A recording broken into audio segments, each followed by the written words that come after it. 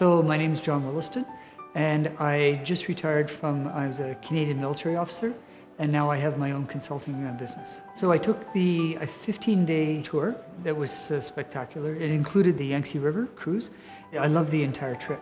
When we were sailing down the Yangtze River, and in the morning I got up, I opened my drapes and I made coffee and I sat on the balcony and I watched the mist coming up off of the river and off of the mountains. Living in North America, when you go to Chinatown, you always see the banners with the ink paintings, and you always see the mountains with the mist, and you go, oh yeah, that's nice.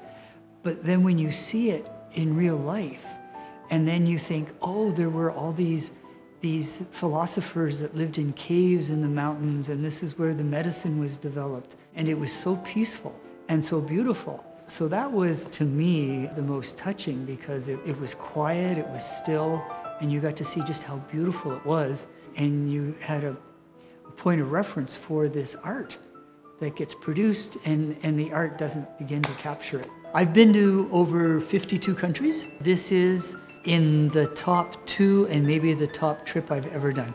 It was so well organized. There were no problems. Everything was perfect. The hotels were all 5-star. The food was excellent, and I love Asian food.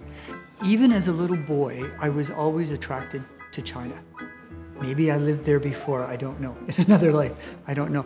But it was, to me, there was something about it that was, even though I had never been before, there was something about it that was familiar, and something about it that pulled at me to want to go, to want to see it, and to be there. And when I was there, I was completely at home. I was completely comfortable.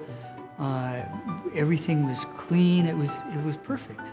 So when we were at the Summer Palace outside of Beijing, I fell in love with the Summer Palace, and also Forbidden City. So you see lots of movies in the Forbidden City, and you see lots of shows and all these kinds of things, but to see it in person, like the scope and exactly how big it is and how compartmentalized it is, and when you walk through, you can sort of almost imagine people running around, hundreds of years ago, and you really feel what the life was like. And because I was I'm a military officer, when I was on the Great Wall, I found that fascinating, because to see this wall that just goes like thousands of kilometers, and to realize that these guys lived on the wall in a little building for 2 years, and they only survived by people bringing them rice. And I was on the wall, and I imagine now, if I was posted to this place on the wall for 2 years, what would that be like? So, that was incredible. And I'll tell you the price.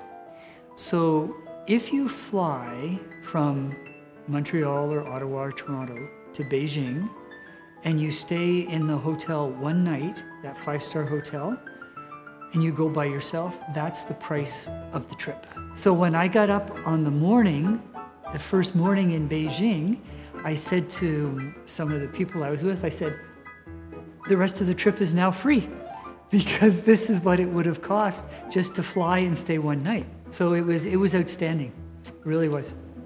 Go take Sinorama. It's perfect. It is the best value that I have ever had.